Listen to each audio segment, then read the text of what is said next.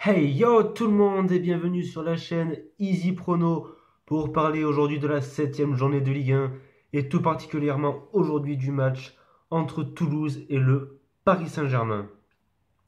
On commence tout de suite avec un petit peu le buzz de la semaine ou tout au moins de ces derniers matchs. C'est El Matador Edinson Cavani qui réussit enfin.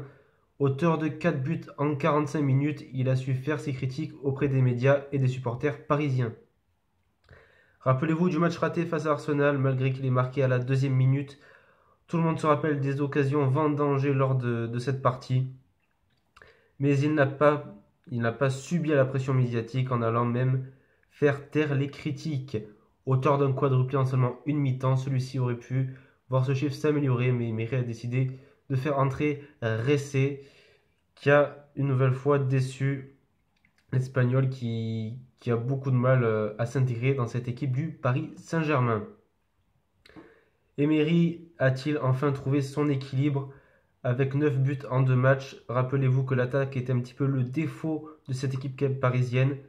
Et bien Emery a enfin mis les choses au clair en trouvant un schéma tactique et des combinaisons assez intéressantes.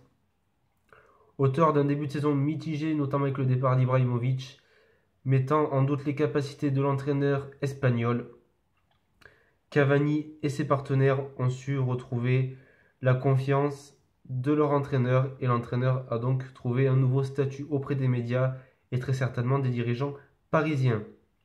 Avec une attaque, comme je le disais, retrouvée sans Hatem Ben Arfa mis de côté depuis 3 matchs de rang, le PSG semble enfin parti à la conquête de la première place qu'ils n'ont jamais occupée pour l'instant cette saison. Côté Toulouse, la méthode du Pras semble fonctionner. Rappelez-vous, ils avaient accroché le maintien en toute dernière journée de Ligue 1 la saison passée. Et cette année, c'est un début plus que satisfaisant pour les Toulousains. En 6 matchs, on enregistre 3 victoires, 2 nuls et seulement une défaite. Ce qui les place dans le top 10 très aisément de ce classement de Ligue 1. Et le maintien sauvé de justesse la saison passée semble déjà oublié. Donc, concernant le dernier match, donc, il opposait au LOSC, l'AS Monaco peut remercier Ola Toivonen.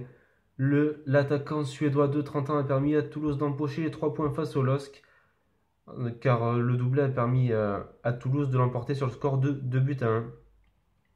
Mais Toulouse a toutefois subi tout le match, en témoignent les statistiques du match, excusez-moi, avec une possession de seulement 40%, en effectuant seulement 7 tirs contrairement à 20 côté lillois, 2 tirs cadrés contre 6 côté lillois toujours. Avec 63% de passes réussies, le ratio semble un peu faible. Donc on peut dire que cette victoire n'est pas forcément méritée côté toulousain, mais le réalisme d'Ola Toivonen a fait la différence. On passe tout de suite au code du match, donc Toulouse côté à 7,25, grosse cote côté toulousain. Le match nul à 4 et une cote de 1,50 pour le Paris Saint-Germain qui me semble intéressante à jouer. Donc voici mon pronostic. Le PSG à ce niveau-là ne devrait pas trembler face à Toulouse. De plus, l'ultra domination subie face à Lille ne devrait qu'empirer face au Paris Saint-Germain qui enregistre le très bon retour de Marco Verratti au top niveau. Une victoire du PSG semble donc logique et irréductible. Et si vous voulez un petit plus concernant ce match, Cavani marque coté à 1,65. Je fais une petite parenthèse dans cette vidéo car, et oui, nous sommes le 21 septembre 2016 et c'est le jour où la chaîne a atteint les 100 abonnés. Donc je suis très fier de vous, de votre soutien. Voilà, je sais que mes vidéos ne sont pas d'une top qualité, mais mes pronostics le sont. J'espère voilà, continuer sur cette lancée. En tout cas, je vous dis un grand merci. On se retrouve pour une prochaine vidéo ces prochains jours concernant la Ligue 1 toujours. C'était Easy Prono. Je vous souhaite une bonne journée, une bonne soirée et à la prochaine.